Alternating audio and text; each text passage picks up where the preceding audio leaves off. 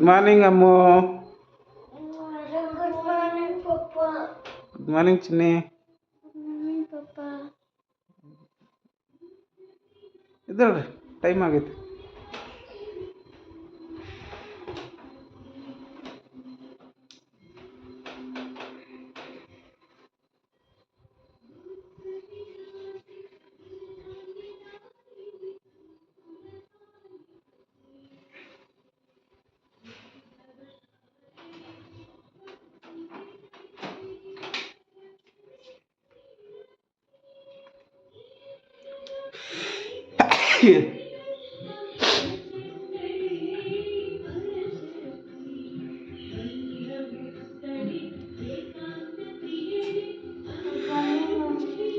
Hi friends, welcome to my channel.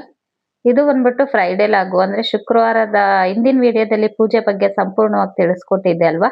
ಅದರಲ್ಲೇ ಇದನ್ನೆಲ್ಲ share ಮಾಡಕ್ ಹೋದ್ರೆ ತುಂಬಾ ಲೆಂತಿ ಆಗ್ಬಿಡುತ್ತೆ, ನಿಮ್ಗೂ ನೋಡೋದಕ್ಕೂ ಬೋರ್ ಆಗುತ್ತೆ. ಆಮೇಲೆ ಪೂಜೆ ಬಗ್ಗೆನೇ ಕಂಪ್ಲೀಟ್ ಆಗಿ ಆ ವಿಡಿಯೋದಲ್ಲಿ ತೋರಿಸ್ಕೊಡ್ಬೇಕು ಅನ್ನೋ ರೀಸನ್ಗೆ ಆ ವಿಡಿಯೋದಲ್ಲಿ ಇದನ್ನ ಆ್ಯಡ್ ಮಾಡಿರ್ಲಿಲ್ಲ. ಆ ವಿಡಿಯೋದಲ್ಲಿ ಬರೀ ಪೂಜೆಗೆ ಸಂಬಂಧಪಟ್ಟಿರೋ ಮಾಹಿತಿ ಮಾತ್ರ ಕೊಡೋಣ ಅಂತ ಹೇಳ್ಬಿಟ್ಟು ಅದ್ರಲ್ಲಿ ಇದನ್ನ ಸೇರ್ಸೋದಕ್ಕೆ ಹೋಗಿರ್ಲಿಲ್ಲ. ಹಾಗಾಗಿ ಅದರ ಮುಂದುವರೆದ ಭಾಗ ಅಂತಾನೆ ಹೇಳ್ಬೋದು. ಇನ್ನು ಹೇಳದ್ನಲ್ವಾ, ಮಕ್ಳು 6:30 ಒಳಗಡೆನೆ ಎದ್ಬಿಡ್ತಾರೆ. ಅವರು ಏನು ಲೇಟ್ ಆಗಲ್ಲ ನೋಡಿ, 6:40 ಅಷ್ಟರಲ್ಲಿ ಎದ್ದು ಎಲ್ಲ ಮಾಡ್ತಾ ಇದ್ದಾರೆ. ಅಂದ್ರೆ 7 ಗಂಟೆವರೆಗೂ ಸಂಡೇ ಬಿಟ್ರೆ ಬೇರೆ ಟೈಮಲ್ಲಿ ಯಾವತ್ತೂ ಅವರು 7 ಗಂಟೆ ತನಕ ಮಲ್ಗಲ್ಲ. ಅಮ್ಮಮ್ಮ ಅಂದ್ರೆ 6:30 ಲಾಸ್ಟ್ ಫ್ರೆಂಡ್ಸ್. ಅಂದ್ರೆ ಅವರು ಬೇಗ ಎದ್ದು ಗಡಿ ಬಿಡಿಲಿ ಎದ್ದ ತಕ್ಷಣ ಸ್ನಾನ ಮಾಡೋ, ತಿಂಡಿ ತಿನ್ನೋ, ಅರ್ಜೆಂಟ್ ಆಗಿ ಹೋಗೋದ್ಕಿಂತ ಈ ರೀತಿ ರಿಲ್ಯಾಕ್ಸ್ ಆಗಿ ಮೈಂಡ್ ಒಂದ್ ಸ್ವಲ್ಪ ರಿಲ್ಯಾಕ್ಸ್ ಮಾಡ್ಕೊಂಡು ಈ ತರ ಸಣ್ಣ ಪುಟ್ಟ, ಅಂದ್ರೆ ನಂಗೆ ಹೆವಿ ಅಂತವ್ ಯಾವು ಮಾಡ್ಸಲ್ಲ. ಸುಮ್ನೆ ಮೈಂಡ್ ಫ್ರೆಶ್ ಆಗ್ಬೇಕು, ಸ್ವಲ್ಪ ಅವ್ರಿಗೂ ಬಾಡಿ ಎಲ್ಲ ಫ್ರೀ ಅನಿಸ್ಬೇಕು, ಒಂದ್ ಸ್ವಲ್ಪ ಇದಾಗ್ಬೇಕು. ರಿಲ್ಯಾಕ್ಸೇಷನ್ ಆದ್ರೆ ಸ್ಕೂಲ್ಗೆ ಹೋದ ತಕ್ಷಣ ಅವ್ರಿಗೆ ಒಂಥರ ಇಂಟ್ರೆಸ್ಟ್ ಬರುತ್ತೆ ಓದೋದಕ್ಕೆ. ಅವ್ರಿಗೆ ಗಡಿ ಬಿಡಿಲಿ ಬೇಗ ಎಬ್ಬಿಸ್ಬಿಟ್ಟು ಬೇಗ ಸಡನ್ ಆಗಿ ಕಳ್ಸಿದ್ರೆ ಅಲ್ಲೋದಾಗ ಒಂಥರ ಮೈಂಡ್ ಫ್ರೆಶ್ ಇರಲ್ಲ. ಅವ್ರು ಕೇಳೋದ್ ಬೇಗ ಗ್ರಹಿಸ್ಕೊಳ್ಬೇಕು ಅನ್ಸಲ್ಲ. ಹಾಗಾಗಿ ಈ ತರ ಸಣ್ಣ ಪುಟ್ಟವನ್ನ ಅಭ್ಯಾಸ ಮಾಡ್ಕೊಂಡ್ರೆ ಒಳ್ಳೇದು. ಎದ್ದು ಅವರು ಎಲ್ಲ ಎಕ್ಸರ್ಸೈಸ್ ಮಾಡಾದ್ಮೇಲೆ ಬಿಸಿನೀರ್ ಕುಡಿತಾರೆ. ಅಂದ್ರೆ ಹೆವಿ ಬಿಸಿನೀರಲ್ಲ, ಲೈಟ್ ಆಗಿ ಉಗುರು ಬೆಚ್ಚಗಿರುವಂತ 1 ಗ್ಲಾಸ್ ನೀರ್ ಕೊಡ್ತೀನಿ. ಅದಾದ್ಮೇಲೆ ಹಾಲು ಕೊಡ್ತೀನಿ. ಹಾಲು ಕುಡಿದ್ಬಿಟ್ಟು ಅವರು ಮತ್ತೆ ಸ್ನಾನಕ್ಕೆ ಹೋಗಿ ಫ್ರೆಶ್ ಅಪ್ ಆಗಿ ಬಂದು ತಿಂಡಿ ತಿಂದು ಹೋಗ್ತಾರೆ. ಹಾಗಾಗಿ ಈಗೆಲ್ಲ ಆಯ್ತು. ಹಾಲುನು ಕೊಟ್ಟೆ, ಹಾಲು ಕುಡ್ದು ಮಕ್ಳು ಸ್ನಾನಕ್ಕೆ ಹೋಗಿದ್ದಾರೆ, ಹಸ್ಬೆಂಡ್ ಸ್ನಾನ ಮಾಡಿಸ್ತಾ ಇದ್ದಾರೆ. ಇನ್ನ ನಾನು ಅಷ್ಟರಲ್ಲಿ ತಿಂಡಿ, ಅವರು ಫ್ರೆಶ್ ಅಪ್ ಆಗೋ ಅಷ್ಟರಲ್ಲಿ ತಿಂಡಿ ರೆಡಿ ಮಾಡ್ಕೊಬಿಡ್ಬೇಕು. ನಾನು ಕಂಪ್ಲೀಟ್ ಆಗಿ ಪೂಜೆ ಎಲ್ಲ ಮುಗಿಸ್ಕೊಬಂದು ನಾನು ಸ್ವಲ್ಪ ಕಾಫಿ ಕುಡಿದ್ಬಿಟ್ಟು ಈಗ ಕಿಚನ್ಗೆ ಬಂದಿದ್ದೀನಿ ತಿಂಡಿ ಮಾಡೋಣ ಅಂತೇಳಿ. ಇವತ್ತು ಸಿಂಪಲ್ ಆಗು ಆಗ್ಬೇಕು, ಹಾಗೆ ಹೆಲ್ದಿ ಆಗು ಇರ್ಬೇಕು ಅಂತ ಹೇಳ್ಬಿಟ್ಟು ಪಾಲಕ್ ಕಿಚಡಿನ ಮಾಡ್ತಾ ಇದ್ದೀನಿ. ಇದು ಒಂದ್ಸರಿ ರೆಸ್ಟೋರೆಂಟ್ ಅಲ್ಲಿ ತಿಂದಿದ್ದೆ ಫ್ರೆಂಡ್ಸ್, ಅಂದ್ರೆ ಡಾಬಾದಲ್ಲಿ ತಿಂದಿದ್ದೆ. ತುಂಬಾ ಅಂದ್ರೆ ತುಂಬಾನೇ ರುಚಿ ಕೊಟ್ಟಿತ್ತು. ಮಕ್ಳು ಅಷ್ಟೇ ತುಂಬಾ ಇಷ್ಟಪಟ್ಟು ತಿಂದಿದ್ರು ಅವಾಗ. ಹಾಗಾಗಿ ಅವತ್ತು ಇಷ್ಟ ಆಗಿತ್ತಲ್ವಾ, ಹಾಗಾಗಿ ಕಂಟಿನ್ಯೂ ಮಾಡ್ಕೊಂಡ್ ಬರ್ತಾ ಇದ್ದೀನಿ. ಅಂದ್ರೆ ಎಲ್ರು ಇಷ್ಟಪಟ್ಟು ತಿಂತಾರಲ್ವಾ, ಮಾಡೋಣ, ಹೆಲ್ತ್ಗೂ ಒಳ್ಳೇದಲ್ವಾ ಅಂತ ಹೇಳ್ಬಿಟ್ಟು ಪಾಲಕ್ ರೈಸ್ ಮಾಡಿದ್ದೆ. ಬಟ್ ಪಾಲಕ್ ಕಿಚಡಿ ಯಾವತ್ತೂ ಟ್ರೈ ಮಾಡಿರ್ಲಿಲ್ಲ. ಇತ್ತೀಚೆಗೆ ಅದನ್ನ ಟಿಫನ್ ಅಲ್ಲಿ ಅಥವಾ ನೈಟ್ ಡಿನ್ನರ್ಗೆ ಈ ರೀತಿಯಾಗಿ ಮಾಡ್ತಾ ಇರ್ತೀನಿ ಅವಾಗ. ಇಲ್ಲಿ ನಾನು ಎಷ್ಟು ಅಕ್ಕಿ ತಗೊಂಡಿದ್ನೋ ಅದ್ರಷ್ಟು ಹೆಸರು ಬೇಳೆನ ತಗೊಂಡಿದ್ದೀನಿ. 1 ಗ್ಲಾಸ್ನಷ್ಟು ಹೆಸರು ಬೇಳೆ ತಗೊಂಡಿದ್ರೆ 1 ಗ್ಲಾಸ್ನಷ್ಟು ಅಕ್ಕಿನ ಇದಕ್ಕೆ ಸಮ ಪ್ರಮಾಣದಲ್ಲಿ ತಗೊಂಡ್ಬಿಟ್ಟು ಅದ್ರ 2 ಪಟ್ಟು ನೀರು, ಅಂದ್ರೆ 1 ಗ್ಲಾಸ್ ಅಕ್ಕಿ ತಗೊಂಡಿದ್ರೆ 3 ಗ್ಲಾಸ್ನಷ್ಟು ನೀರನ್ನ ಹಾಕ್ಬೇಕು. ಈ ರೀತಿಯಾಗಿ ತಗೊಂಡು ಅದಕ್ಕೆ ಸ್ವಲ್ಪ ಅರಿಶಿನ ಪುಡಿ ಮತ್ತೆ ಉಪ್ಪು, ಜೊತೆಗೆ ಸ್ವಲ್ಪ ಎಣ್ಣೆ, ಇಷ್ಟನ್ನು ಹಾಕ್ಬಿಟ್ಟು ಕುಕ್ಕರ್ ಮುಚ್ಚಳ ಮುಚ್ಬಿಟ್ಟು 3 ವಿಸಿಲ್ ಕೂಗಿಸ್ಕೊಂತೀನಿ. ಅಂದ್ರೆ 2 ವಿಸಿಲೇ ಸಾಕಾಗುತ್ತೆ. 3 ವಿಸಿಲ್ ಆದ್ರೆ ತುಂಬಾ ಆಗ್ಬಿಡುತ್ತೆ ಅನ್ನ, ಅದೇನು ಸಿಗೋದೇ ಇಲ್ಲ. ಸಾಕು 2 ವಿಸಿಲ್ ಹಾಕಿಸ್ಕೊಂಡ್ರೆ ಸಾಕಾಗುತ್ತೆ. ಈ ಕಡೆ ಹಿಂದಿನ ದಿನಾನೇ ನಾನೆಲ್ಲ ಪಾಲಕ್ ಸೊಪ್ಪನ್ನು ನೀಟಾಗಿ ಬಿಡಿಸಿಟ್ಟಿದ್ದೆ. ಹಾಗಾಗಿ ಅದನ್ನ ಇವಾಗ ವಾಶ್ ಮಾಡ್ಬಿಟ್ಟು ಪಾಲಕ್ ಸೊಪ್ಪನ್ನು ಸಹ ಬೇಯಿಸ್ಕೊಳ್ಳೋದಕ್ಕೆ ಇಟ್ಕೊಳ್ತಾ ಇದ್ದೀನಿ. ಅದು ತುಂಬಾ ಏನ್ ಬೇಯೋದ್ ಬೇಡ, ಸ್ವಲ್ಪ ಇದಾದ್ರೆ ಸಾಕು. ನೋಡಿ ಬಾಣ್ಲೆಯಲ್ಲಿ ಎಷ್ಟು ಸೊಪ್ಪು ಕಾಣಿಸ್ತಾ ಇದೆಯಲ್ವಾ, ಬೆಂದ ತಕ್ಷಣ ಅದು ಎಷ್ಟಾಗುತ್ತೆ ಅಂತ. ಅಂದ್ರೆ ಇದು ಕ್ವಾಂಟಿಟಿ ತುಂಬಾ ಕಡಿಮೆ ಆಗುತ್ತೆ. ನೋಡೋದಕ್ಕೊಂದು ಬಾಣ್ಲೆ ತುಂಬಾ ಇತ್ತು. ನೀರುನು ಅಷ್ಟೇ ಜಾಸ್ತಿ ಹಾಕ್ಬಾರ್ದು, ಸ್ವಲ್ಪ ನೀರ್ ಹಾಕ್ಬಿಟ್ಟು ಬೇಯಿಸ್ಕೋಬೇಕು. ಈಗ ಅದನ್ನೆಲ್ಲ ತಣ್ಣಗಾಗೋದಕ್ಕೆ ಒಂದು ಪ್ಲೇಟಿಗೆ ತೆಗೆದ್ಬಿಟ್ಟು ಎತ್ತಿಟ್ಕೊಳ್ತಾ ಇದ್ದೀನಿ. ಈ ಕಡೆ ಕುಕ್ಕರ್ನು ಸಹ ಕೂಗಿದೆ, ಅದು ತಣ್ಣಗಾಗ್ಲಿ ಅಂತ ಹೇಳಿ ಬಿಟ್ಟಿದ್ದೀನಿ. ವಿಸಿಲ್ ತಣ್ಣಗ ಹೋಗ್ಲಿ ಅಂತ ಹೇಳ್ಬಿಟ್ಟು ಅದ್ರ ಜೊತೆ 1-2 ಹಸಿಮೆಣಸಿಕಾಯಿನ ಹಾಕೊಂಡಿದ್ದೆ, 3ರಿಂದ 4ರಷ್ಟು. ಹಸಿಮೆಣಸಿಕಾಯಿನ ನೀವು ಹೆಚ್ಚಿಬಿಟ್ಟು ಸಹ ಹಾಕ್ಕೋಬಹುದು ಒಗ್ಗರಣೆ ಹಾಕ್ಬೇಕಾದ್ರೆ. ಬಟ್ ಮಕ್ಳಿನ್ನ ಚಿಕ್ಕವ್ರು ಇರೋದ್ರಿಂದ ಮಕ್ಳಿಗೆ ಬಾಯಿಗೆ ಸಿಕ್ಕಿದ್ರೆ ಕಷ್ಟ ಅಂತ ಹೇಳ್ಬಿಟ್ಟು ನಾನು ರುಬ್ಬೋದಕ್ಕೆ ಹಾಕೊಳ್ತಾ ಇದ್ದೀನಿ. ಬೇಕು ಅಂದ್ರೆ ನೀವು ಒಗ್ಗರಣೆಗೆ ಸಹ ಸೇರಿಸ್ಬೋದು. ಇನ್ನು ಅದು ಸ್ವಲ್ಪ ತಣ್ಣಗಾಗೋ ಅಷ್ಟರಲ್ಲಿ ಗೋಡಂಬಿನ ಈ ರೀತಿಯಾಗಿ ಬಿಡಿಸ್ಕೊಳ್ತಾ ಇದ್ದೀನಿ. ಒಂದೊಂದ್ರಲ್ಲಿ 2 ಭಾಗ ಮಾಡ್ಕೊಳ್ತಿದ್ದೀನಿ. ಅಂದ್ರೆ ಒಂದೇ ಸರಿ ದಪ್ಪ ಸಿಗೋದ್ಕಿಂತ ಈ ರೀತಿಯಾಗಿ ಮಾಡ್ಕೊಂಡ್ರೆ ತಿನ್ಬೇಕಾದ್ರೆ ಅದು ಮಧ್ಯ ಸಿಕ್ಕಿದ್ರೆ ತುಂಬಾ ಅಂದ್ರೆ ತುಂಬಾ ಚೆನ್ನಾಗಿರುತ್ತೆ. ಗೋಡಂಬಿ ಸ್ವಲ್ಪ ಹೆಚ್ಚಾಗಿ ಹಾಕೊಂಡ್ರೆ ಇನ್ನೂ ಚೆನ್ನಾಗಿ ಬರುತ್ತೆ. ಹಾಗಾಗಿ ಗೋಡಂಬಿನೆಲ್ಲ ಬಿಡಿಸಿಟ್ಕೊಂಡೆ. ಅಷ್ಟರಲ್ಲಿ ನೋಡಿ ಇದು ವಿಸಿಲ್ ಎಲ್ಲ ಪೂರ್ತಿಯಾಗಿ ಹೋಗಿತ್ತು, ತಣ್ಣಗಾಗಿತ್ತು. ಈ ರೀತಿಯಾಗಿ ಮಾಡ್ಕೊಂಡ್ರೆ ಸಾಕು. ಬೆಂದಿದೆ. ಇದನ್ನ ಈಗ ನಾವು ಮ್ಯಾಶ್ ಮಾಡ್ಕೋಬೇಕು. ತುಂಬಾ ಬೇಡ, ಸ್ವಲ್ಪ ಒಂದೆರಡು ಸಲ ಮಿಕ್ಸ್ ಮಾಡ್ಕೊಂಡ್ರೆ ಬಿಸಿ ಇರುತ್ತಲ್ವಾ ಅದೇನೆ ಮ್ಯಾಶ್ ಆಗುತ್ತೆ. ತುಂಬಾ ನುಣ್ಣಗೆ ಮಾಡ್ಕೊಬಿಟ್ರೆ ಚೆನ್ನಾಗಿರಲ್ಲ, ಒಂಥರ ದಾಲ್ ತರ ಆಗ್ಬಿಡುತ್ತೆ ಅದು. ಹಾಗಾಗಿ ಒಂದ್ ಸ್ವಲ್ಪ ಈ ರೀತಿಯಾಗಿ ಮಿಕ್ಸ್ ಮಾಡ್ಕೊಂಡ್ರೆ ಸಾಕು, ಚೆನ್ನಾಗಿರುತ್ತೆ. ಇದು ಬೇಕು ಅಂದ್ರೆ ನೀವು ಇದಕ್ಕೆ ಸ್ವಲ್ಪ ಬಿಸಿನೀರನ್ನು ಸಹ ಸೇರಿಸ್ಕೋಬಹುದು, ಗಟ್ಟಿ ಅನ್ನಿಸ್ತು ಅಂತ ಅಂದ್ರೆ. ನಾನಿಲ್ಲಿ ಪಾಲಕ್ ಸೊಪ್ಪಿನ ನೀರು ಬೇಯಿಸಿದ್ನಲ್ವಾ, ಆ ನೀರೇನು ವೇಸ್ಟ್ ಮಾಡೋದು ಬೇಡ ಅಂತೇಳಿ ಬೇಯಿಸಿರುವಂತ ನೀರನ್ನೇ ಸಹ ಇದಕ್ಕೆ ಸೇರಿಸ್ಕೊಬಿಟ್ಟು ಮಿಕ್ಸ್ ಮಾಡ್ಕೊಳ್ತಾ ಇದ್ದೀನಿ. ಥಿಕ್ನೆಸ್ ಅಂದ್ರೆ ಸ್ವಲ್ಪ ನೀರಾಗೇನೆ ಇರ್ಬೇಕಿದು. ನಾನು ಮಧ್ಯಾಹ್ನ ಲಂಚ್ ಬಾಕ್ಸ್ಗೂ ಹಾಕ್ತಾ ಇರೋದ್ರಿಂದ ಸ್ವಲ್ಪ ನೀರಾಗೆ ಮಾಡ್ಕೊಳ್ತಾ ಇದ್ದೀನಿ. ಅಂದ್ರೆ ಅದು ತಣ್ಣಗಾದ್ಮೇಲೆ ಸ್ವಲ್ಪ ಗಟ್ಟಿ ತರ ಅನ್ಸುತ್ತೆ. ಹಾಗಾಗಿ ಸ್ವಲ್ಪ ತೆಳುವಾಗೇನೆ ಮಾಡ್ಕೊಳ್ಳೋ ಅಂಥದ್ದು. ಇನ್ನು ಅದನ್ನೆಲ್ಲ ಮಿಕ್ಸ್ ಮಾಡಿ ಇಟ್ಟಿದ್ದಾಯ್ತು. ಈ ಕಡೆ ಒಗ್ಗರಣೆಗೆ ನಾನು ಸೊಪ್ಪನ್ನ ಬೇಯಿಸ್ಕೊಂಡಿದ್ನಲ್ವಾ, ಅದೇ ಬಾಣಲೆನ ಇಟ್ಕೊಂಡಿದ್ದೀನಿ ಒಗ್ಗರಣೆ ಮಾಡ್ಕೊಳ್ಳೋದಕ್ಕೆ. ಈಗ ಅದಕ್ಕೆ ಸ್ವಲ್ಪ ಎಣ್ಣೆನ ಹಾಕ್ಕೊಳ್ತಾ ಇದ್ದೀನಿ. ಎಣ್ಣೆ ಜೊತೆಗೆ ಸ್ವಲ್ಪ ತುಪ್ಪನೂ ಸಹ ಸೇರಿಸ್ತಾ ಇದ್ದೀನಿ. ತುಪ್ಪ ಸ್ವಲ್ಪ ಜಾಸ್ತಿ ಕ್ವಾಂಟಿಟಿಯಲ್ಲಿ ಸೇರಿಸ್ಕೊಂಡ್ರು ಚೆನ್ನಾಗಿರುತ್ತೆ. ಬರೀ ಎಣ್ಣೆ ಹಾಕೋದ್ಕಿಂತ ಸ್ವಲ್ಪ ತುಪ್ಪ ಮಿಕ್ಸ್ ಮಾಡ್ಕೊಂಡ್ರೆ ತುಂಬಾ ಚೆನ್ನಾಗಿ ಬರುತ್ತೆ ಫ್ರೆಂಡ್ಸ್ ಪಾಲಕ್ ಕಿಚಡಿ. ಇನ್ನು ತುಪ್ಪ ಮತ್ತೆ ಎಣ್ಣೆ ಸ್ವಲ್ಪ ಬಿಸಿ ಆದ್ಮೇಲೆ ಅದಕ್ಕೆ ಸ್ವಲ್ಪ ಸಾಸಿವೆನ ಸೇರಿಸ್ಕೊಂಡಿದ್ದೀನಿ. ಜೊತೆಗೆ ಸ್ವಲ್ಪ ಜೀರಿಗೆ.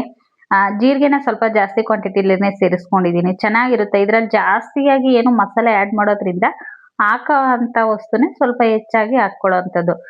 ಗೋಡಂಬಿ ಮತ್ತೆ ಜೀರಿಗೆನ ಫ್ರೈ ಮಾಡ್ಕೊಳ್ತಾ ಇದ್ದೀನಿ. ನೀವು ಫಸ್ಟ್ ಸಾಸಿವೆ ಮತ್ತೆ ಜೀರಿಗೆ ಫ್ರೈ ಮಾಡಿ ಹಾಕೊಳ್ಳೋದ್ಕಿಂತ ಮುಂಚೆ ಗೋಡಂಬಿನ ಫ್ರೈ ಮಾಡಿ ಎತ್ತಿಟ್ಕೋಬೇಕಿತ್ತು. ಬಟ್ ನಾನು ಮಿಸ್ ಆಗಿ ಮರ್ತ್ಬಿಟ್ಟು ಹಾಕ್ಬಿಟ್ಟೆ. ಹಾಗಾಗಿ ಅದರಲ್ಲೇನೆ ಸ್ವಲ್ಪ ಜೀರಿಗೆನೂ ಬಂದರೂ ಪರವಾಗಿಲ್ಲ ಅಂತೇಳಿ ಅದರಲ್ಲಿ ಸ್ವಲ್ಪ ಎತ್ತಿಟ್ಕೊಳ್ತಾ ಇದ್ದೀನಿ. ಅಂದ್ರೆ ಗೋಡಂಬಿ ಫುಲ್ಲು ಮೆತ್ತಗಾಗಿರೋದ್ಕಿಂತ ರೋಸ್ಟ್ ಆಗಿ ತಿಂದ್ರೆ ಚೆನ್ನಾಗಿರುತ್ತೆ ಟೇಸ್ಟು. ಹಾಗಾಗಿ ಒಂದಷ್ಟು ಎತ್ತಿಟ್ಕೊಂಡು ಈಗ ಅದಕ್ಕೆ ದಪ್ಪ ಸೈಜಿಂದು ಒಂದು ಈರುಳ್ಳಿನ ಕಟ್ ಮಾಡಿ ಇಟ್ಕೊಂಡಿದ್ದೆ, ಅದನ್ನು ಸಹ ಸೇರಿಸ್ತಾ ಇದ್ದೀನಿ. ಈರುಳ್ಳಿ ಸ್ವಲ್ಪ ಕರಿಬೇವನ್ನು ಹಾಕ್ಬಿಟ್ಟು ಫ್ರೈ ಮಾಡ್ಕೋಬೇಕು. ಈರುಳ್ಳಿನೂ ಅಷ್ಟೇ, ಇಲ್ಲಿ ಕಲರ್ ಚೇಂಜ್ ಆಗೋ ತನಕ ಫ್ರೈ ಮಾಡ್ಕೊಳ್ಳೋದೇನು ಬೇಡ. ಅಂದ್ರೆ ಅಲ್ಲಿ ಸ್ವಲ್ಪ ಕ್ರಂಚಿಯಾಗಿ ಸಿಕ್ಕಿದ್ರೆ ಚೆನ್ನಾಗಿರುತ್ತೆ ತಿನ್ನೋದಕ್ಕೆ. ಹಾಗಾಗಿ ತೋರಿಸ್ತಾ ಇದ್ದೀನಲ್ವಾ, ಇಷ್ಟು ಫ್ರೈ ಆದ್ರೆ ಸಾಕು. ಈಗ ಇದಕ್ಕೆ ಒಂದು ಸ್ಪೂನ್ ಅಷ್ಟು ಶುಂಠಿ ಬೆಳ್ಳುಳ್ಳಿ ಪೇಸ್ಟನ್ನು ಸೇರಿಸ್ಕೊಳ್ತಾ ಇದ್ದೀನಿ. ನೀವು ಬೇಕಿದ್ರೆ ಶುಂಠಿ ಮತ್ತೆ ಬೆಳ್ಳುಳ್ಳಿನ ಸಣ್ಣದಾಗಿ ಹೆಚ್ಚಿ ಸಹ ಹಾಕ್ಕೋಬಹುದು. ಬಟ್ ಹೇಳಿದ್ನಲ್ವಾ, ಮಕ್ಳಿಗೆ ಇಷ್ಟ ಆಗ್ಬೇಕು ಅಂದ್ರೆ ಸ್ವಲ್ಪ ಪೇಸ್ಟೇನೆ ಹಾಕಿದ್ರೆ ಚಂದ. ಬಾಯಿಗೆ ಅಭ್ಯಾಸ ಇರಲ್ವಲ್ವ ಮಕ್ಕಳಿಗೆ, ಅಲ್ಲಲ್ಲಿ ಬಾಯಲ್ಲಿ ಸಿಕ್ಕಿದ್ರೆ ಅವ್ರು ಅಷ್ಟಾಗಿ ಇಷ್ಟಪಟ್ಟು ತಿನ್ನಲ್ಲ. ಹಾಗಾಗಿ ಶುಂಠಿ ಬೆಳ್ಳುಳ್ಳಿ ಪೇಸ್ಟ್ ಹಾಕಿದ್ದೀನಿ. ಅದು ಫ್ರೈ ಅಂದ್ರೆ ಅದ್ರದ್ದು ಶುಂಠಿ ಬೆಳ್ಳುಳ್ಳಿದು ಹಸಿ ಸ್ಮೆಲ್ ಎಲ್ಲ ಹೋಗೋವಷ್ಟರಲ್ಲಿ ಇದನ್ನ ಮಿಕ್ಸಿ ಮಾಡ್ಕೊಬಿಡೋಣ ಅಂತೇಳಿ ಒಂದು 3 ಹಸಿಮೆಣಸಿಕಾಯಿನ ಹಾಕೊಂಡಿದ್ದೀನಿ. ಜೊತೆಗೆ ಸೊಪ್ಪುನು ಅಷ್ಟ್ರಲ್ಲಿ ತಣ್ಣಗಾಗಿತ್ತಲ್ವಾ, ಹಾಕ್ಕೊಬಿಟ್ಟು ಬಿಸಿದು ಹಾಕ್ಕೊಂಡು ರುಬ್ಬಿದ್ರೆ ಇದಾಗ್ಬಿಡುತ್ತೆ, ಎಲ್ಲ ಸಿಡಿದು ಬಿಡುತ್ತೆ. ಒಂದು ಸ್ವಲ್ಪ ನಾವು ಏನೇ ಬೆಲ್ಟ್ ಹಾಕಿ ಇದು ಮಾಡ್ತೀವಿ ಅಂದ್ರೂ ಬಿಸಿದು. ಹಾಗಾಗಿ ಸಂಪೂರ್ಣವಾಗಿ ತಣ್ಣಗಾದ ನಂತರ ನಾನು ಮಿಕ್ಸಿ ಜಾರಲ್ಲಿ ಹಾಕ್ಕೊಬಿಟ್ಟು ರುಬ್ಕೊಂಡೆ. ಈಗ ಶುಂಠಿ ಬೆಳ್ಳುಳ್ಳಿ ಪೇಸ್ಟು ಎಲ್ಲ ಹಸಿ ಸ್ಮೆಲ್ ಎಲ್ಲ ಹೋಗಿದೆ. ಈ ಟೈಮಲ್ಲಿ ಒಂದು ದಪ್ಪ ಸೈಜಿಂದ ಒಂದು ಟೊಮೊಟೊನು ಸಹ ಸೇರಿಸ್ತಾ ಇದ್ದೀನಿ. ಟೊಮೊಟೊ ಬೇಗ ಸ್ವಲ್ಪ ಸಾಫ್ಟ್ ಆಗಲಿ ಅಂತ ಹೇಳ್ಬಿಟ್ಟು ಸ್ವಲ್ಪ ಉಪ್ಪನ್ನು ಸೇರಿಸ್ಬಿಟ್ಟು ಟೊಮೊಟೊನು ಚೆನ್ನಾಗಿ ಫ್ರೈ ಮಾಡಿಕೊಂಡೆ. ಈಗ ಟೊಮೊಟೊ ಫ್ರೈ ಆದಮೇಲೆ ರುಬ್ಬಿಟ್ಕೊಂಡಿದ್ವಲ್ಲ ಪಾಲಕ್ ಸೊಪ್ಪು ಮತ್ತು ಹಸಿಮೆಣಸಿನ್ಕಾಯಿ, ಆ ಪೇಸ್ಟನ್ನು ಇದಕ್ಕೆ ಸೇರಿಸ್ತಾ ಇದ್ದೀನಿ. ತುಂಬ ಚೆನ್ನಾಗಿರುತ್ತೆ, ಗ್ರೀನಿಶ್ ಆಗಿ ಕಾಣಿಸ್ತಾ ಇರುತ್ತೆ. ಹಾಗೆ ಹೆಲ್ತ್ಗಂತೂ ಪಾಲಕ್ ಸೊಪ್ಪಿಂದ ಎಷ್ಟೆಲ್ಲ ಬೆನಿಫಿಟ್ಸ್ ಇದೆ ಅಂತ ನಿಮಗೆ ಗೊತ್ತು. ತುಂಬ ಅಂದರೆ ತುಂಬಾ ಒಳ್ಳೆಯದು. ಪಾಲಕ್ ಸೊಪ್ಪು ವಾರದಲ್ಲಿ 2ರಿಂದ 3 ಸರಿ ಆದರೂ ತಿನ್ನಲೇಬೇಕು, ತುಂಬ ಚೆನ್ನಾಗಿರುತ್ತೆ. ಮಕ್ಳು ಯಾವ ರೀತಿಯಾಗಿ ಇಷ್ಟಪಡ್ತಾರೋ ಆ ರೀತಿಯಾಗಿ ಮಾಡಿಕೊಡ್ಬೇಕು ನಾವಲ್ವಾ. ಹಾಗಾಗಿ ಈಗ ನೋಡಿ ಪಾಲಕ್ ಸೊಪ್ಪು ಹಾಕಿದ್ಮೇಲೆ ಆ ಪೇಸ್ಟ್ ಹಾಕಿದ್ಮೇಲೆ ಅದು ಏನು ತುಂಬ ಹೊತ್ತೇನು ಬೇಯಿಸೋ ಅವಶ್ಯಕತೆ ಇಲ್ಲ, ಯಾಕಂದರೆ ಆಲ್ರೆಡಿ ನಾವು ಬೇಯಿಸ್ಕೊಂಡಿರ್ತೀವಿ. ಹಸಿ ಸ್ಮೆಲ್ ಏನು ಇರಲ್ಲ ಅಷ್ಟಾಗಿ. ಅದು ಸ್ವಲ್ಪ ಎಣ್ಣೆ ಬಿಡೋ ತನಕ ನಾವು ಕುದಿಸ್ಕೋಬೇಕಾಗುತ್ತೆ. ಆವಾಗ ಸ್ವಲ್ಪ ಕೈ ಆಡಿಸ್ತಾ ಇರಬೇಕು, ಇಲ್ಲಾಂದರೆ ತಳ ಹಿಡಿಯೋ ಚಾನ್ಸಸ್ ಇರುತ್ತೆ. ನೋಡಿ ಈಗ ಸ್ವಲ್ಪ ರುಚಿಗೆ ತಕ್ಕಷ್ಟು ಉಪ್ಪನ್ನು ಸಹ ಇಲ್ಲಿ ಸೇರಿಸ್ತಾ ಇದ್ದೀನಿ. ಅಲ್ಲಿ ಅನ್ನ ಹಾಕೋದಕ್ಕೆ ಸಹ ಉಪ್ಪು ಹಾಕಿದ್ವಲ್ಲ, ಅನ್ನ ಬೇಳೆ ಬೇಯಿಸ್ಬೇಕಾದ್ರೆ. ಹಾಗಾಗಿ ಇಲ್ಲಿ ನೀವು ಗೊಜ್ಜಿಗೆ ಎಷ್ಟು ಬೇಕೋ ಅಷ್ಟನ್ನ ನೋಡ್ಬಿಟ್ಟು ಉಪ್ಪನ್ನ ಹಾಕ್ಕೊಂಡ್ರೆ ಆಯ್ತು. ನೋಡಿ ಈ ರೀತಿಯಾಗಿ ಎಣ್ಣೆ ಬಿಡಬೇಕು. ಕಲರ್ ಎಷ್ಟು ಗ್ರೀನಿಶ್ ಆಗಿ ಕಾಣಿಸ್ತಾ ಇದೆಯಲ್ಲ, ಕಲರ್ಫುಲ್ ಆಗಿ ಕಾಣಿಸ್ತಾ ಇದೆ. ಈ ರೀತಿಯಾಗಿ ಎಣ್ಣೆ ಬಿಡ್ತಿದೆ ಅನ್ಬೇಕಾದ್ರೆ ನಾವು ಈ ಮಿಕ್ಸನ್ನು ಇದಕ್ಕೆ ಸೇರಿಸುವಂಥದ್ದು. ಏನು ಗೊತ್ತಾ, ಬಾಣಲೆ ದೊಡ್ಡದಾಗಿರೋದು ಇಟ್ಕೊಂಡಿದ್ರೆ ನಾವು ಬೇಯಿಸಿಟ್ಕೊಂಡಿರೋಂಥ ಬೇಳೆ ಮತ್ತು ಅನ್ನನ ಡೈರೆಕ್ಟಾಗಿ ಬಾಣಲೆಗೆನೆ ಹಾಕಿ ಮಿಕ್ಸ್ ಮಾಡ್ಬೋದು. ಬಟ್ ನಾನು ಚಿಕ್ಕ ಬಾಣಲೆ ಯೂಸ್ ಮಾಡಿದ್ನಲ್ವಾ, ಹಾಗಾಗಿ ಕುಕ್ಕರ್ಗೆನೆ ಈ ಗೊಜ್ಜನ್ನು ಹಾಕ್ಬಿಟ್ಟು ನಾನು ಮಿಕ್ಸ್ ಮಾಡ್ತಾ ಇದ್ದೀನಿ. ನೋಡಿ, ಈಗ ಚೆನ್ನಾಗಿ ಮಿಕ್ಸ್ ಕೊಡಬೇಕು. ಬೇಳೆ, ಸೊಪ್ಪು, ಉಪ್ಪು, ಖಾರ ಎಲ್ಲ ಕರೆಕ್ಟಾಗಿ ಹಿಡಿಬೇಕು. ಒಂದ್ಸರಿ ಚೆನ್ನಾಗಿ ಮಿಕ್ಸ್ ಮಾಡ್ಕೊಳ್ಳಿ. ಮಿಕ್ಸ್ ಮಾಡ್ಕೊಂಡ್ಮೇಲೂ ನಿಮಗೆ ಒಂಥರ ಗಟ್ಟಿ ಅನ್ನಿಸ್ತು ಅಂದರೆ ಸ್ವಲ್ಪ ಬಿಸಿನೀರನ್ನ ಕಾಯಿಸ್ಬಿಟ್ಟು ಬಿಸಿನೀರನ್ನ ಸೇರಿಸ್ಬಿಟ್ಟು ಮಿಕ್ಸ್ ಮಾಡ್ಕೋಬೋದು ನೀವು. ನೋಡಿ, ಈ ರೀತಿಯಾಗಿ ಮಿಕ್ಸ್ ಮಾಡ್ಕೊಂಡಿದ್ದಾಯಿತು. ಈಗ ಇದನ್ನ ಒಲೆ ಮೇಲೆ ಇಟ್ಬಿಟ್ಟು, ತುಂಬ ಬೇಡ, ಒಂದು ಕುದಿ ಕುದಿಸ್ಕೊಂಡ್ರೆ ಸಾಕು. ಆಲ್ಮೋಸ್ಟ್ ಎಲ್ಲ ಆಗಿದೆ. ಬಟ್ ಈಗೇನೆ ಬಡಿಸ್ಕೋಬೋದು. ಬಟ್ ನಾನು ಏನು ಗೊತ್ತಾ, ಇದು ಲಂಚ್ ಬಾಕ್ಸ್ಗೆ ಹಾಕ್ತಾ ಇರೋದ್ರಿಂದ ಒಂದು ಕುದಿ ಕುದಿಸ್ಕೊಂಡ್ರೆ ಚೆನ್ನಾಗಿ ಅಂತ ಹೇಳಿ ಹಾಕ್ಕೊಂಡು ಮುಂಚೆನೆ ಗೋಡಂಬಿ ಫ್ರೈ ಮಾಡಿ ಇಟ್ಕೊಂಡಿದ್ವಲ್ಲ ಅದನ್ನ ಸೇರಿಸ್ಬಿಟ್ಟು ಲಾಸ್ಟಲ್ಲಿ ಒಂದು ಸ್ವಲ್ಪ ಫ್ರೆಶ್ ಕ್ರೀಮ್ನ ಹಾಕ್ತಾ ಇದ್ದೀನಿ. ಫ್ರೆಶ್ ಕ್ರೀಮ್ ಇದ್ರೆ ಹಾಕ್ಕೋಬೋದು, ಇಲ್ಲಾಂದ್ರೆ ಸ್ಕಿಪ್ ಮಾಡ್ಬೋದು. ಹಾಕಿದ್ರೆ ಟೇಸ್ಟ್ ಚೆನ್ನಾಗಿ ಬರುತ್ತೆ. ಬಟ್ ಕಲರ್ ಸ್ವಲ್ಪ ವೈಟ್ ಇದಾಗುತ್ತೆ, ಗ್ರೀನ್ ಇರೋ ಅಂಥದ್ದು ಫ್ರೆಶ್ ಕ್ರೀಮ್ ಹಾಕಿದ್ಮೇಲೆ.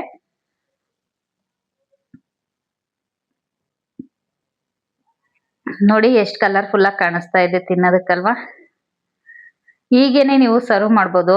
ಅಂದರೆ ಡೈನಿಂಗ್ ಟೇಬಲ್ ಮೇಲೆಲ್ಲ ಇಟ್ಟು ಇದು ಮಾಡ್ತೀರಂದ್ರೆ ಸರ್ವಿಂಗ್ ಬೌಲ್ಗೆ ಹಾಕ್ಬಿಟ್ಟು ನಂತರ ಈ ಥರ ಗೋಡಂಬಿ ಮತ್ತು ಫ್ರೆಶ್ ಕ್ರೀಮ್ ಎಲ್ಲ ಹಾಕ್ಬಿಟ್ಟು ಹಾಗೇನೆ ಸರ್ವ್ ಮಾಡ್ಬೋದು. ಬಟ್ ನಾನು ಈಗ ಎಲ್ಲ ಹಾಕ್ಬಿಟ್ಟು ಲಂಚ್ ಬಾಕ್ಸ್ ಹಾಕ್ತಾ ಇರೋದ್ರಿಂದ ಎಲ್ಲ ಚೆನ್ನಾಗಿ ಮಿಕ್ಸ್ ಮಾಡ್ತಾ ಇದ್ದೀನಿ. ಒಂದ್ಸರಿ ಮಿಕ್ಸ್ ಕೊಟ್ಬಿಟ್ಟು ಮಕ್ಕಳಿಗೆ ಬಡಿಸ್ತಾ ಇದ್ದೀನಿ. ಮಕ್ಕಳಂತೂ ತುಂಬ ಅಂದರೆ ತುಂಬಾನೇ ಇಷ್ಟಪಟ್ಟರು. ಇನ್ನು ಸಾಮಾನ್ಯವಾಗಿ ಮಕ್ಕಳಿಗೆ ಸ್ಕೂಲೆಲ್ಲ ಇದ್ದಾಗ ನಾನು ಈ ತರ ರೆಸಿಪಿಗಳು ಕಡಿಮೆ ಫ್ರೆಂಡ್ಸ್ ಮಾಡೋದಂದ್ರೆ ನೈಟ್ಗಾದ್ರೆ ಚೆನ್ನಾಗಿರುತ್ತೆ ಅಂತ ಮಾಡ್ತೀನಿ.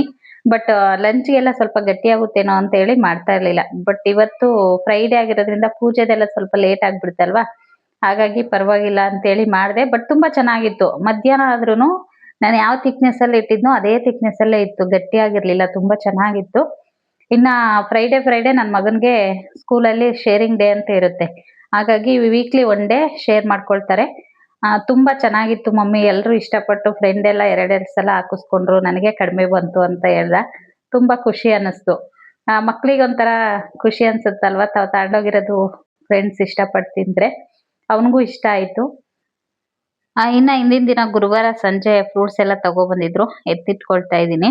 ಇನ್ನ ಲಾಸ್ಟ್ ಟೈಮು ಧರ್ಮಸ್ಥಳ ಹೋದಾಗ ಲಿಚ್ಚಿ ಫ್ರೂಟ್ಸು ಅಂದ್ರೆ ಧರ್ಮಸ್ಥಳ ಹೋದಾಗ ಹಸಿದಾಗಿ ಸಿಕ್ಕಿತ್ತು. ಇಲ್ಲೆಲ್ಲ ಸಿಗುತ್ತೆ, ಬಟ್ ಫುಲ್ಲು ಡ್ರೈ ಆಗಿರೋಂಥದ್ದು, ಒಣಗಿರೋ ಅಂಥದ್ದೇ ತಗೊಬರ್ತಿದ್ವಿ ಯಾವಾಗ್ಲೂ ತಗೊಬಂದ್ರೆ. ಫಸ್ಟ್ ಟೈಮು ಹೊರಗಡೆ ಸಿಕ್ತು ಹಸಿದಾಗಿರುವಂಥದ್ದು ಒಂದು ಸ್ವಲ್ಪ, ಹಾಗಾಗಿ ಸರಿ ಅಂತೇಳಿ ತಗೊಬಂದಿದ್ರು. 450 ಏನೋ ಇರುತ್ತೆ ಇದು ಕೆಜಿ, ಹಾಗಾಗಿ ಒಂದು 1/4 kg ಏನೋ ತಗೊಬಂದಿದ್ರು ಅಷ್ಟೇ, ನೋಡೋಣ ಅಂತ. ಅಲ್ಲಿ ತಗೊಬಂದಿದ್ವಿ ಧರ್ಮಸ್ಥಳದಲ್ಲಿ, ತಿಂದಿದ್ವಲ್ಲ ತುಂಬಾ ಇಷ್ಟ ಆಗಿತ್ತು, ಹಾಗಾಗಿ ಇಲ್ಲೊಂದು 1/4 kg ತಂದಿದ್ರು. 1/4 kgಗೆ 9 ಪೀಸು ಫ್ರೆಂಡ್ಸ್, 9 ಫ್ರೂಟ್ಸ್ ಬಂದಿತ್ತು ಅಷ್ಟೇ. ಅದು ಈ ತರದ್ದು ಇದು ಮಕ್ಳು ತಂದ ತಕ್ಷಣ ಎಲ್ರು ಒಂದೊಂದು ತಿಂದ್ವಿ. ಇನ್ನ 5 ಪೀಸ್ ಮಿಕ್ಕಿತ್ತು, ಅದನ್ನ ಇನ್ನೇನ್ ಬಾಕ್ಸಿಗೆಲ್ಲ ಹಾಕೋದಕ್ ಬರಲ್ಲ ಸ್ನಾಕ್ಸ್ಗೆಲ್ಲ ಮಕ್ಳಿಗೆ, ಹಾಗಾಗಿ ಎತ್ತಿಡ್ಬೇಕಾದ್ರೇನೆ ಎಲ್ರು ಒಂದೊಂದು ತಿನ್ಕೊಂಡ್ವಿ. ಇನ್ನು ಅವರು ಈ ತರ ಹಿಂಗ್ ತಿರುಗ್ಸೋರು ಅಲ್ಲಿ ಫ್ರೂಟ್ಸ್ ಕೊಡೋ ಹತ್ರ, ಎಷ್ಟು ಬೇಗ ಕಟ್ ಆಗೋದು ಗೊತ್ತಾ, ಎಷ್ಟು ನೀಟಾಗಿ ಓಪನ್ ಆಗ್ತಿತ್ತು. ನಾನು ಅದೇ ರೀತಿ ಓಪನ್ ಮಾಡೋಣ ಅಂತ ಹೋಗ್ತಾ ಇದ್ದೀನಿ, ಬಟ್ ನನ್ಗೆ ಆಗ್ಲೇ ಇಲ್ಲ. ಹಾಗಾಗಿ ಫೈನಲಿ ನೈಫ್ ತಗೊಂಡು ಈ ರೀತಿಯಾಗಿ ಕಟ್ ಮಾಡಿ ಓಪನ್ ಮಾಡ್ಕೊಂಡೆ. ಇನ್ನ ಇದಾಗಿತ್ತು ಫ್ರೆಂಡ್ಸ್ ಇವತ್ತಿನ ವಿಡಿಯೋ. ಈ ವಿಡಿಯೋ ಏನಾದರೂ ನಿಮ್ಗೆ ಇಷ್ಟ ಆಗಿದ್ರೆ ಪ್ಲೀಸ್ ಲೈಕ್ ಮಾಡಿ, ಕಮೆಂಟ್ ಮಾಡಿ, ಹಾಗೆ ಶೇರ್ ಮಾಡಿ.